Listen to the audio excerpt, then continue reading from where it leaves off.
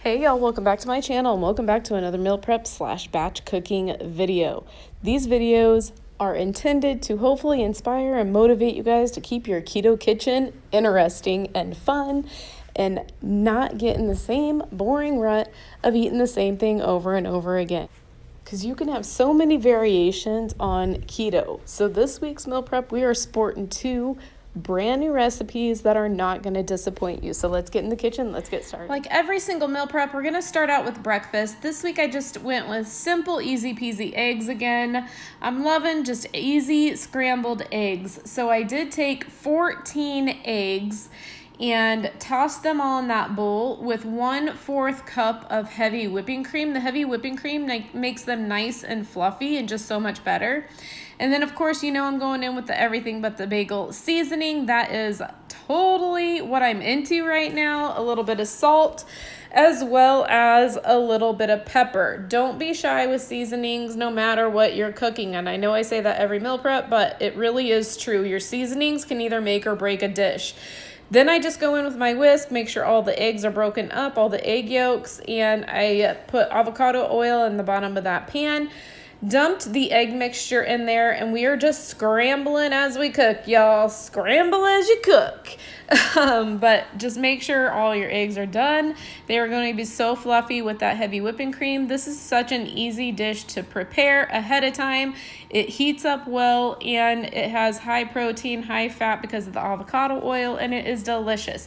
This is what Oscar has been eating for breakfast pretty much every single week. Next up, I am going to be making Papa G's ranch dressing again. I swear by this dressing. If you guys haven't tried it, it is the best ranch dressing homemade I have made. The first step is to put 1/2 cup of heavy whipping cream in that bowl, 1/2 tablespoon of vinegar. Then we're going in with 3/4 cup of mayonnaise. That was a 1/2 cup right there, so you'll see that I'm going to go in with just a little bit more mayonnaise, so that will equal 3/4 cup. And then it also takes a 1/2 cup of sour cream.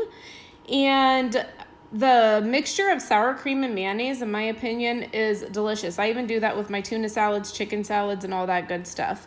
1/2 teaspoon of salt, 1/4 teaspoon of black pepper, 3/4 teaspoon dried dill, 3/4 teaspoon garlic powder, 3/4 teaspoon onion powder, and 2 teaspoon dried parsley. And then I do go in with just a little couple of drops of stevia.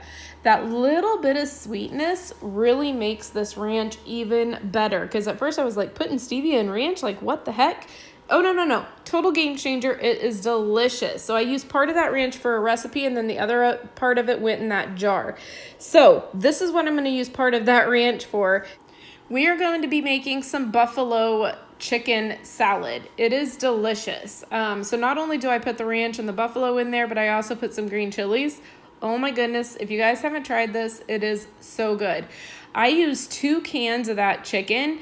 If you don't need quite that much, you can reduce all this by half. It's not really that big of a deal. Then I put in that entire 4-ounce can of green chilies. Y'all, green chilies and diced jalapenos and tuna and chicken salad is delicious. Then I put in there a 1/2 cup of that ranch that I just made. So good. You know what? Everybody loved this recipe. They could not get enough of it. So the Frank's buffalo sauce, I am just using around 1/3 cup, give or take a little bit. And then I just mixed that all together. I did go in with some seasoning. So I went in with some salt as well as a little bit of pepper. And this was so good. I'm telling you, my family devoured this. It was gone. So actually, I don't even think it made it past the meal prepping day, to be honest with you. But if you guys have a chance and you're into all those ingredients, myself and my family highly recommend this recipe. Next up, we are going to be making some sausages in the air fryer. So these are just your fancy hot dogs. I get them at Costco. They're the Teton sausages. And these are about the cleanest hot dogs you are going to find on the market. They're grass-fed. I just put it on air fry mode, 400 degrees, and I cooked them for around 5 minutes. And then when they came out, that is what they looked like.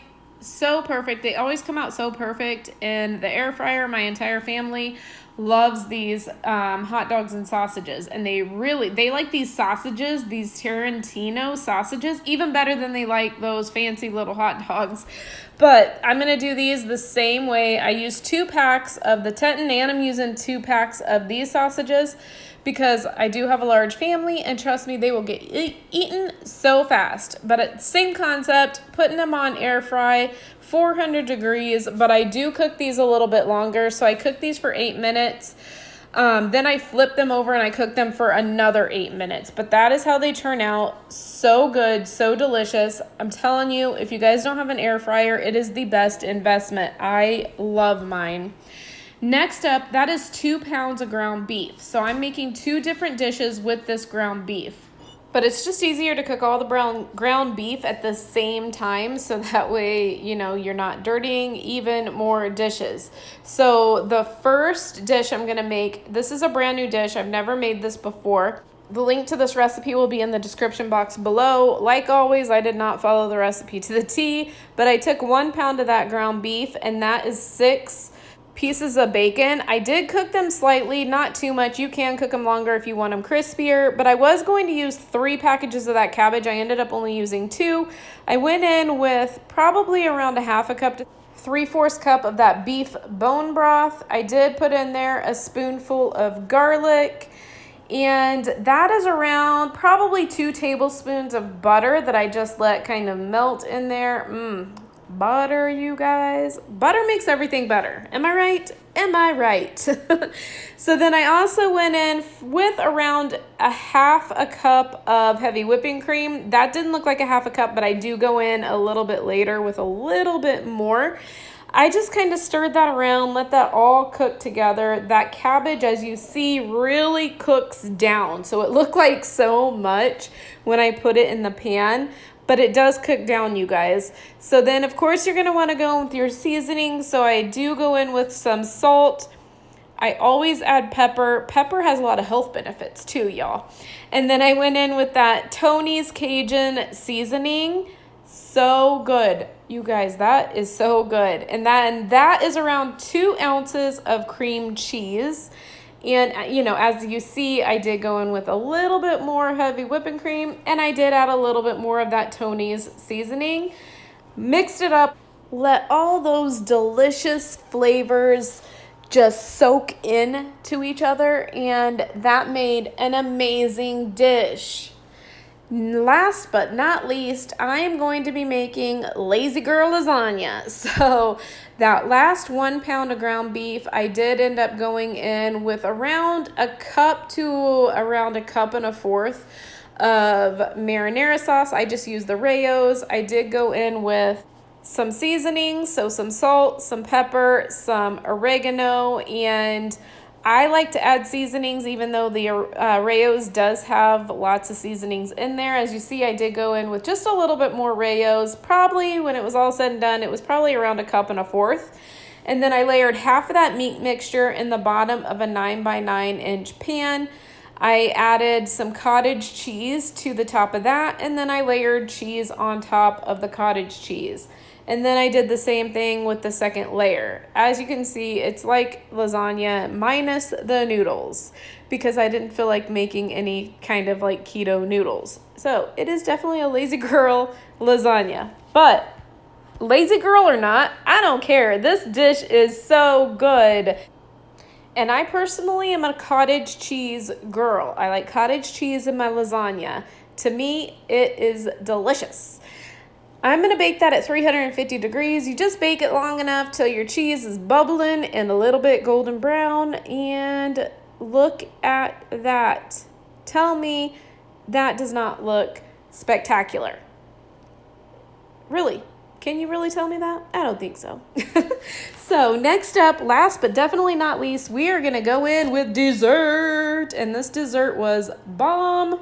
Spoiler alert. Bomb this dessert was. So the first thing we're going to do is put 1 cup of almond flour, a half a cup of unsweetened cocoa powder, a half a cup of erythritol, We are going to put in there 1.5 teaspoons of baking powder. Mine was almost gone. So as you see, I just went, oh, okay, we're just dumping the rest. I mixed the dry ingredients. A little tip, if you whisk your dry ingredients, it helps get all the clumps out. Next, 1 teaspoon of vanilla. We're going to put in there 3 large eggs, 2/3 cup of heavy whipping cream. And let me tell you, I think the heavy whipping cream is a key ingredient. I think that's what really kept these so darned moist. Yeah, so good. Then we went in with 3 ounces of butter, and we are going to mix that up before we add the deliciousness of the Lily's chocolate chips. So the chocolate chips were almost gone. So as you see, we just kind of dumped the rest of those in there as well. Stirred all those up. This makes 12 chocolate chip muffins. So as you see, I lined them with all my silicone muffin cupcake liners. If you guys don't have the silicone ones, those are the best investment. They don't stick at all. Easy cleanup, reusable. I baked these at 350 degrees. It says for 20 minutes. I ended up having to bake mine a little bit longer. I want to say around 23, 25 minutes. Just check them, watch them. Every oven's different. But let me tell you, these were superb. Again, my non-keto family members devoured these. Every now and then I get through an entire week and I have to freeze the rest of what's left. This didn't even make it a half a week. So good. These were so moist. Before keto days, if you guys liked if you tried them, the Costco chocolate chip muffins that they sell, that is what these taste like. The recipe will be in the description box. So that concludes this week's video. If you guys are liking these videos, if you could do me a favor and smash that like button. Another thing too, if you are not part of the Simply Misty family, smash that subscribe button too, because I would love to have you as part of my YouTube family. These videos I make every single week. They are always uploaded on Thursdays at 6 p.m. I hope they are giving you the ideas that you and your family are going to enjoy, because I know when I first started keto, I loved watching meal prep videos. I loved searching for new recipes because I love to cook and I don't like eating the same thing over and over again. But for now, I think that's all I have for you guys. Stay safe out there. I'm going to be praying for you, your family, and your country. Thank you so much for watching. I greatly appreciate every single one of you guys. And don't forget to go out there and make today even better than yesterday. And I'll talk to you in my next video. Bye. On my own, but I don't know why you hit the road, but you don't realize I won't look back when you're around. I won't think twice when